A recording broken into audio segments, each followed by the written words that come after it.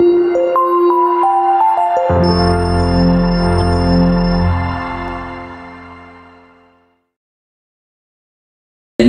dilahirkan dari keluarga miskin, tempatnya di Magetan, di lereng Gunung Lawu.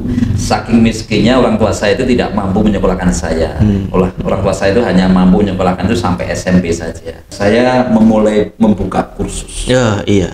Dari cuman 3 unit komputer. Yang awalnya tidak punya unit sama sekali. Kalau itu dari mana komputernya? Kami juga memang ada program CSR. Tiap tahun kami ada program CSR, kami sisihkan sebagian dari bisnis kami dari pendidikan ini untuk membantu adik-adik yatim atau yatim piatu atau kurang mampu. Dan kenapa saya memilih Les Persada? Karena saya lihat Les Persada yang luar biasa.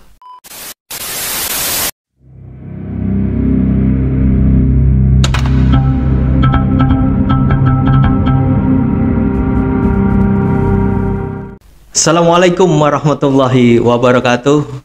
Ketemu lagi dengan kami di podcast Nandur Becik di Sobat Persada TV. Bagaimana kabar sahabat-sahabat semua di sana?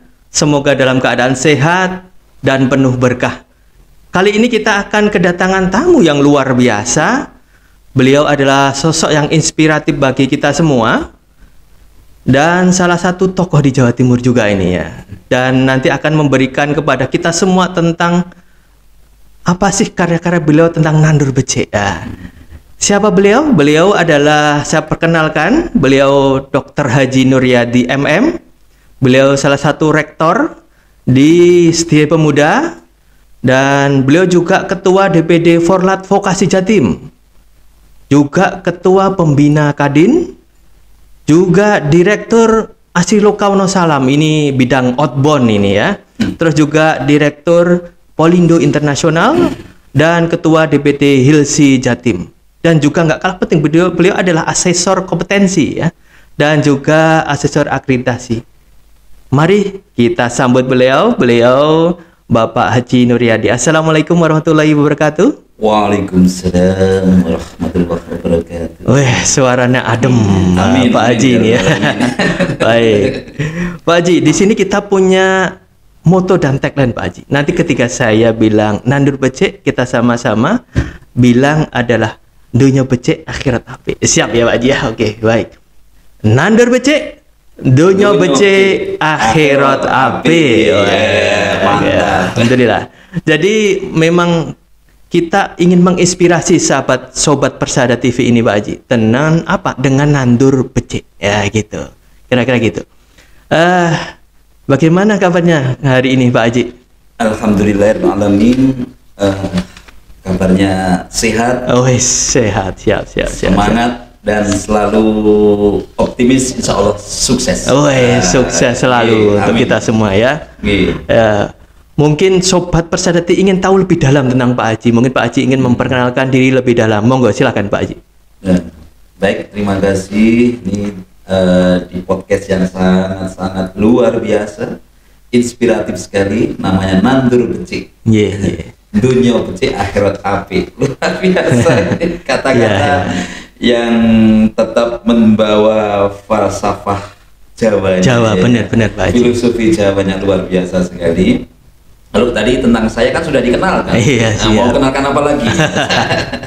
Jadi ya kalau teman-teman sekalian lihat profil saya tadi seperti itu, namun sebenarnya saya dulu bukan siapa-siapa.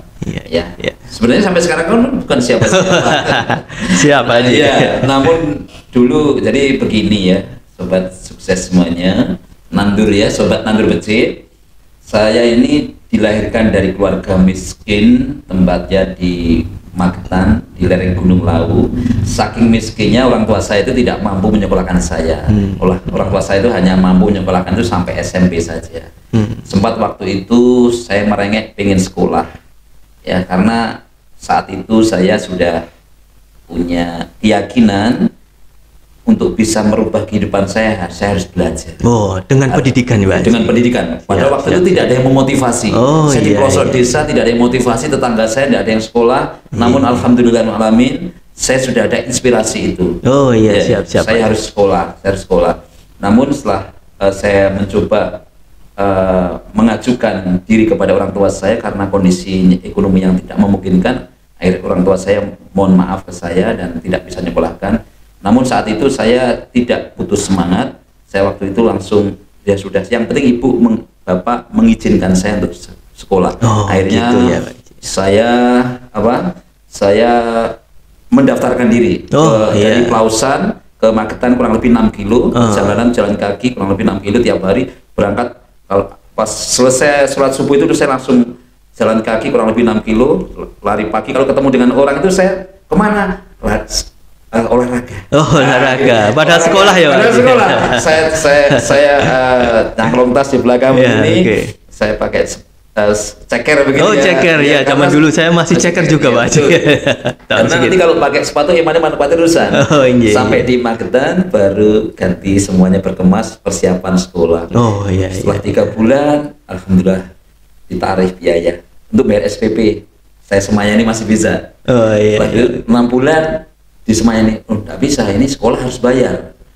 Karena waktu itu tidak ada dana BOS ya, tidak ada bantuan belum ada kayak tahun-tahun segitu ya, Pak. Tidak ada, dan tidak ada yang menyantuni saat itu seperti itu. Dan akhirnya dengan terpaksa sekolah itu tidak menerima saya, dan akhirnya saya terpaksa keluar dari sekolah. Padahal saya sudah berjuang 6 bulan untuk jalan kaki. Itu perjuangan yang menurut saya luar biasa. Namun setelah itu tantangan pertama. Akhirnya saya keluar dan cari kerja. Namun tidak patah semangat waktu itu. Kemudian saya mencoba untuk tahun depan saya harus sekolah lagi. Saya bekerja mengumpulkan uang untuk tahun depan saya harus sekolah.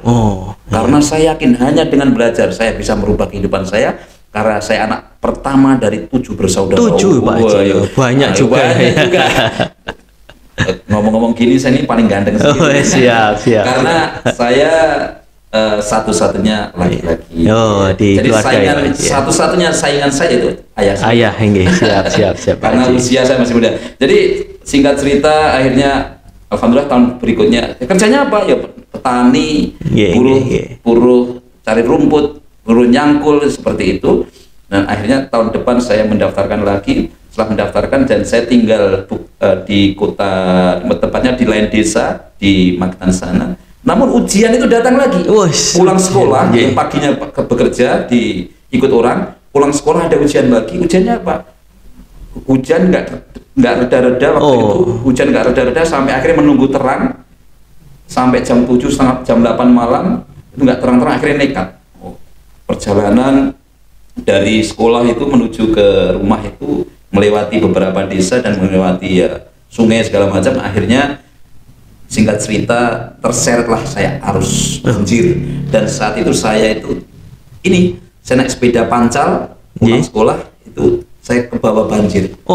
Saya semalam itu akhirnya tidak bisa pulang dan akhirnya saya menginap di tetangga desa. Jadi singkat cerita waktu itu terbawa arus, akhirnya tergulung banjir, sepeda saya satu-satunya tadi tergulung hilang. Dan saya alhamdulillah saya masih diberikan kesempatan hidup oleh Allah SWT. Makanya di desa itu saya terkenal dengan Nuryati Siso Banjir. Siso Banjir. Terkenal, Nuryati Siso Banjir itu. Nah, jadi kalau ada orang-orang yang dengan istilah apa itu, sebenarnya yang cocok saya Nuryati Siso Banjir. Dan makanya saya itu bersyukur masih diberikan kesempatan untuk hidup. Jadi waktu itu saya begitu lihat air itu saya sudah trauma. Dan saya waktu baju satu-satunya untuk sekolah itu warnanya sudah tidak putih ya. Warnanya jadi kuning kayak lempung gitu ya. Itu harus perjuangan kalau saya ingat waktu seperti itu. Teman-teman terus akhirnya sekolah lah. Waktu itu akhirnya begini. Kalau saya tetap di desa situ saya trauma. Gitu ya, Pak. Akhirnya saya harus berubah. Gimana saya tetap bisa sekolah ini? Akhirnya saya berhijrah, pindah ya dari Magetan ya, pindah ke cari tempat lain, saya cari pekerjaan lain, cari pekerjaan lain yang saya bisa tidak di situ lagi. Saya akhirnya ke kota Magetan nyari pekerjaan apa. Saya melamar, setiap pulang sekolah itu tidak berhenti. Selama belum diterima pekerjaan saya terus melamar. Gitu. Melamar kerja apapun yang penting saya bisa sekolah. Tujuan saya cuma bisa sekolah. Alhamdulillah singkat cerita ada yang mau nerima saya, ada yang mau nebus saya. Tujuannya itu apa? Yang penting saya bisa sekolah. Gitu. Paginya saya jualan baju, sorenya saya jualan di restoran. Kalau hari Minggu saya tukang sul sepatu. Oh. Itu Iya, itu iya, selama 3 tahun, dan alhamdulillah alamin saya bisa, akhirnya di situ saya bisa menyelesaikan sekolah saya di Magetan, tepatnya di STM. Oh, STM ya Pak Haji Ya, ya? STM Magetan. Karena STM yang jadi dokter. Wah, itu luar biasa. yang dulu itu pertama sebelum tadi pertama SMA, Iya. berikutnya STM. STM, siap. STM mesin, tukang bubut. Jadi kalau praktek itu waduh, bikin Profil ya, Iya, profil U biasanya Iya. kalau STM. Saya juga STM jadi tahu. bikin mur baut, bikin palu. Iya, Jadi 3 tahun intinya membuat palu saya. Siap. Baik, luar Jadi itu biasa ya. ya, Inspirasi banget dari proses kehidupan yang luar biasa Pak Haji ya. Sekarang sudah punya tempat pendidikan. Alhamdulillah. Yang dari D3 ada, S1 ada. Ya, kami doakan nanti semoga Amin. segera punya tempat pendidikan S2 Pak Haji. Insyaallah. Insyaallah sebentar lagi Pak Haji ya. Iya. Iya, ini sobat Persada pengen tahu Pak Haji di Nandur Becik ini. Pak Haji kira-kira memulai apa ya? Kalau dibilang bisnis tuh enggak juga karena pendidikan Pak Haji ya, berarti kan untuk mendidik generasi muda. Kira-kira mulai kapan minat untuk saya harus punya tempat pendidikan? Kira-kira mulai kapan Pak Haji? Wah, ini ceritanya kalau disebut panjang. Ya. Namun saya mampatkan semampat mungkin. Siap. Gini, jadi awal mula begitu tamat SMK atau STM, waktu itu ke Surabaya bekerja di industri. Setelah bekerja seperti itu, akhirnya saya waktu itu sorenya tetap saya harus membantu adik saya. Ya, membantu. Saya tidak ingin adik saya tidak sekolah. Saya kerja di industri, sorenya saya kursus. Setelah kursus saya pertama dikerja di industri, akhirnya saya bisa pindah ke perusahaan-perusahaan yang bagus, perusahaan-perusahaan yang nasional waktu itu atau internasional, Mr. Disk Computer, Panasonic, dan perusahaan-perusahaan elektronik lainnya yang dulunya hanya bagian produksi, akhirnya bisa memperbaiki berbagai macam elektronik. Padahal dari STM, tukang bubut ya.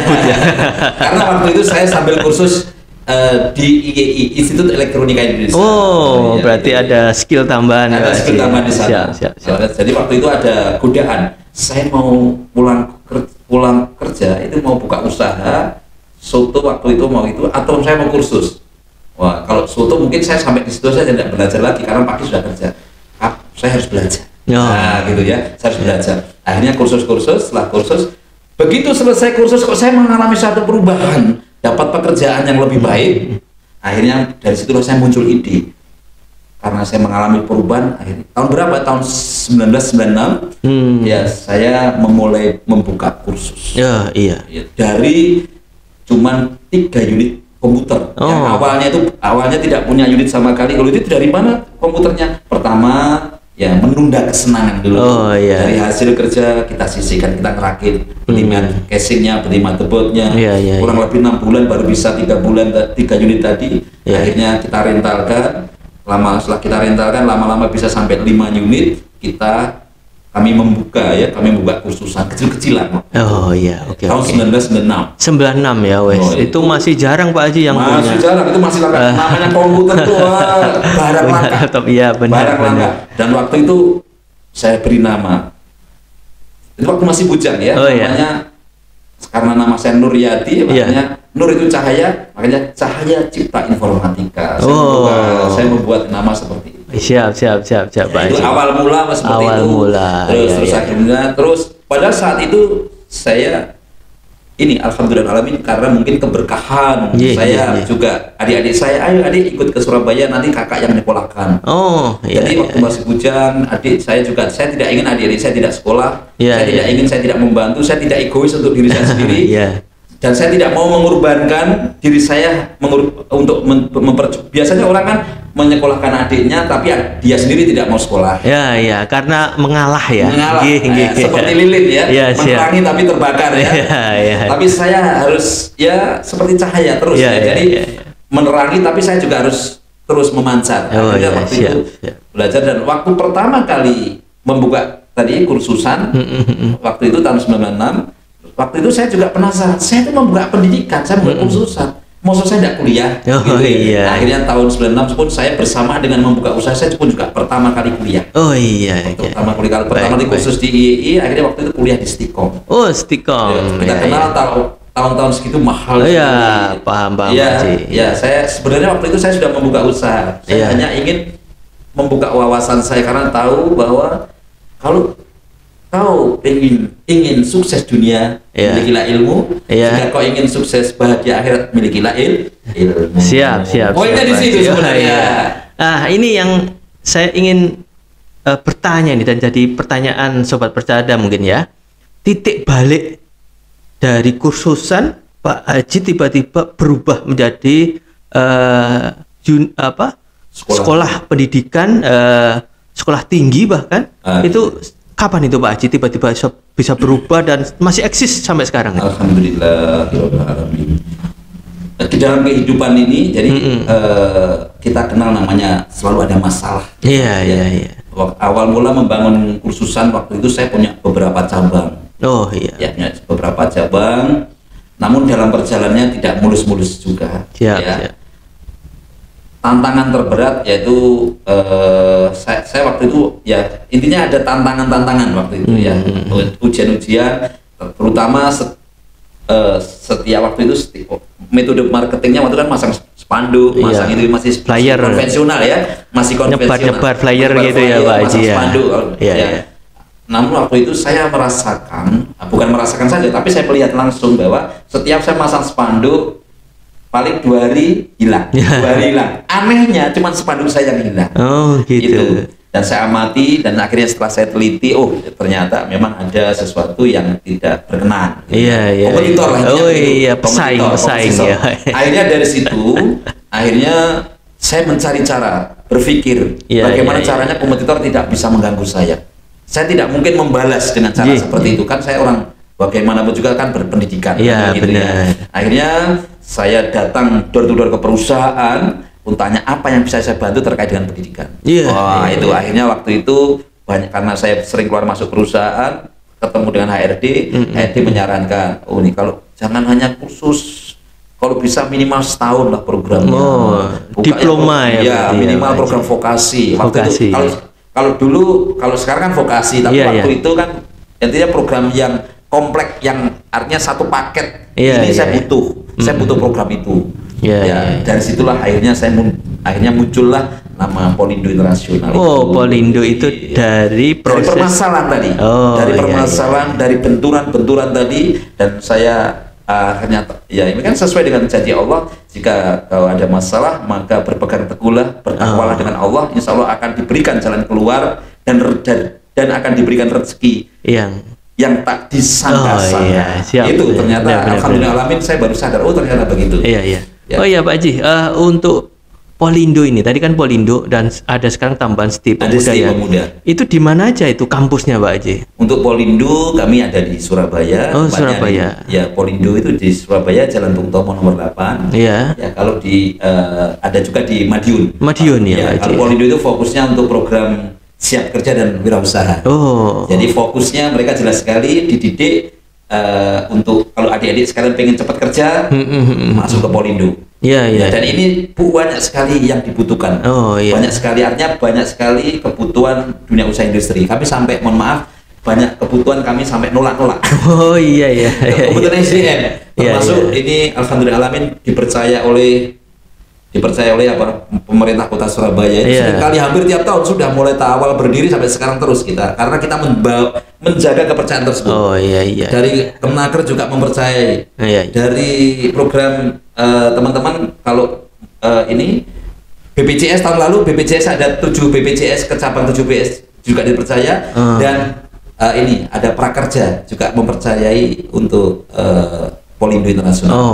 Itu jadi kalau STI Pemuda arahnya untuk keilmuan. Itu berdiri sejak tahun 2013. Kalau STI Pemuda khusus manajemen ya Pak Haji ya? Manajemen dan akuntansi. Akuntansi juga ada. Oke. Baik. Jadi ini pengembangan, jadi terus berkembang. Jadi kami, mohon maaf kalau kami mungkin buat teman-teman itu biasanya satu selesai ya situ aja, tidak berkembang lagi. Kalau saya pertama mulai dari tukang servis, rental, kursus, kemudian profesional, buka sekolah tinggi. Ya, terus sekarang kami juga mengembangkan training, news training, yaitu Asli Kawan Salam. Dan sekarang juga sudah ada lagi yaitu wisata baru. Terus kami karena perintahnya jika satu pekerjaan telah selesai maka kerjakanlah yang lain. Luar biasa Pak Haji. Tapi itu semua masih link semuanya. Iya. Baik. Oke. Baik, sekarang tadi disampaikan Pak Haji ini ada pengembangan, sekarang sudah punya tempat hiburan dan tempat outbound training ya Pak Haji ya. Namanya Asri Loka ya. Dan alhamdulillah kemarin kami dari Las Persada, seluruh karyawan mencoba di sana Pak Haji ya. Luar biasa tempatnya Pak Haji. Dan kami mewakili Las Persada juga kemarin kita sudah MOU Pak Haji tentang bagaimana meningkatkan mutu mitra kami dengan ST Pemuda. Dengan apa? Dengan sekolah berkuliah di ST Pemuda. Terus Pak Haji juga kita kerjasama tentang siap memberikan CSR kepada kami, khususnya anak-anak yatim ya. Apa yang melatar belakangi kok mempercayakan CSR-nya kepada kami nih Pak Haji, kepada Las Persada nih? Apa kira-kira Pak Haji? Ya, baik, terima kasih. Kami telah bekerja sama dengan Las Persada selama ini. Terus kenapa kami juga memang ada program CSR. Tiap tahun kami ada program CSR, kami sisihkan sebagian dari bisnis kami dari pendidikan ini untuk membantu adik-adik yatim atau yatim piatu atau kurang mampu. Dan kenapa saya memilih Las Persada? Karena saya lihat Las Persada ini luar biasa. Las Persada itu profesional, jaringannya luas se-Jawa Timur. Nah, ini orang-orangnya pribadinya luar biasa semua. Jadi saya tidak salah lah kalau memilih memberikan CSR, insya Allah kemarin ada 20 atau lebih nanti anak yatim atau yatim piatu. Monggo silahkan. Yang pengen cepat kerja dimasukkan di Polindo, yang pengen studi lanjut yang ini mau ke ST Pemuda. ST Pemuda itu karena pertimbangannya itu tadi. Saya tidak salah memilih mitra yang sangat profesional, luar biasa ya. Jadi insya Allah amanah. Insya Allah. Ini pertanyaan terakhir ini dari saya Pak Haji ya. Apa harapan Pak Haji ini di dunia pendidikan sekarang tuh berganti menteri, berganti kebijakan Pak Haji. Kira-kira begitu Kak gambarannya. Kira-kira apa pesan Pak Haji untuk Sobat Persada dan seluruh sahabat-sahabat di luar sana yang melihat podcast Sobat Persada ini tentang pendidikan yang berkembang sekarang? Kira apa Pak Haji? Oke. Pendidikan ya ini pendidikan sekarang ya. Tadi disampaikan ganti menteri ganti sistem ya. Mungkin gitu kira-kira. Ganti menteri ganti sistem ya, ini sudah menjadi budaya ya. Kita berpikir positif saja. Positifnya apa? Saya rasa setiap menteri itu pengen memberikan yang terbaik. Dia pengen meninggalkan kebaikan-kebaikan. Dia pengen meninggalkan mercusuar, bagaimana memajukan pendidikan di Indonesia, karena memang ujung tombak kemajuan bangsa ini melalui pendidikan. Bagaimana sikap kita? Tentu kita ikuti. Semua perubahan kebijakan kita ikuti. Kita ikutin semua. Jadi kita ikutin. Kita tidak bisa melawan apapun kebijakan, kita ikutin karena tentu itu yang terbaik. Karena memang dunia terus revolusi industri, revolusi 4.0, 5.0, 5.0 itu terus era-era ini terus berubah, berkembang. Mereka yang lebih paham bagaimana agar mampu bersaing di pasar bebas, terus berjuang terus ini. Yang penting teman-teman, bantu saya bagaimana kita, kalau 4.0 arahnya kan inovasi. Bagaimana kita terus menggunakan teknologi itu inovasi. Kemudian 5.0 itu bagaimana kita beradaptasi sosial, kita beradaptasi dengan ini sendiri. Artinya dengan teknologi ini kita lihat di desa, di pelosok desa, orang tua, mungkin pakaiannya lusuh, tapi dia tetap bawa handphone. Artinya mereka tidak bisa lepas dari teknologi. Benar. Jadi mau tidak mau kita ikuti teknologi itu. Kita ngopi, sing penting ono mungkin kok rasa kopi ini enggak terlalu Wifi-nya nikmat, sekarang yang penting ya. wifi-nya. Itulah artinya apa? Kita harus dinamis, kita ngikuti apapun kita ikutin kan. Artinya apa? Ya ini kebijakan-kebijakan, ini sistem-sistem kita ikutin semuanya. Masih digodok peraturan-peraturan bagaimana tentang ini tentang itu digodok, kita ikutin aja bagaimana peraturan standarnya, kita ikutin aja. Karena kalau kita tidak ngikutin kita semakin tertinggal dan semakin jauh. Ya, jadi salah satunya ya kita memang harus ikutin. Dan di satu sisi tadi kemajuan teknologi dan membawa kemajuan, tapi ancamannya juga kalau kita tidak mampu menggunakan tadi dengan banyaknya informasi juga kita akan kalau tanpa mampu menyaring mana yang benar mana yang salah, kita juga akan kepada apa kebingungan, kesulitan menentukan mana yang benar ini kan gitu. Informasi yang begitu luas, itu lebatnya luar biasanya ini tentu kita dibutuhkan kedewasaan di dalam berpikir, kedewasaan untuk mengambil keputusan supaya kita tidak salah melangkah. Baik. Terima kasih banyak Pak Haji Nuryadi yang telah sharing hari ini di program Nandur Becik kita di Las Persada. Dan sobat semua, sobat Persada TV, semoga inspirasi dari Bapak Haji Nuryadi tadi memberikan kita letupan ya, semangat yang membara untuk melakukan perubahan. Yang Pak Haji Nuryadi dulunya nggak bisa sekolah, sahabat-sahabat, akhirnya sekarang punya tempat pendidikan dari vokasi dan sekolah tinggi. Bayangin ya, dengan semangat yang membara untuk memberikan manfaat melalui pendidikan. Baik, sobat Persada TV, jangan capek untuk mengikuti podcast kita dan jangan lupa untuk subscribe, like dan komen, dan jangan lupa bunyikan loncengnya ya. Sampai ketemu di podcast selanjutnya bersama tokoh-tokoh yang inspiratif Jawa Timur juga Indonesia. Sampai ketemu sobat Persada TV dalam podcast Nandur Becik. Dunyo becik, akhirat apik. Assalamualaikum warahmatullahi wabarakatuh. Waalaikumsalam warahmatullahi wabarakatuh.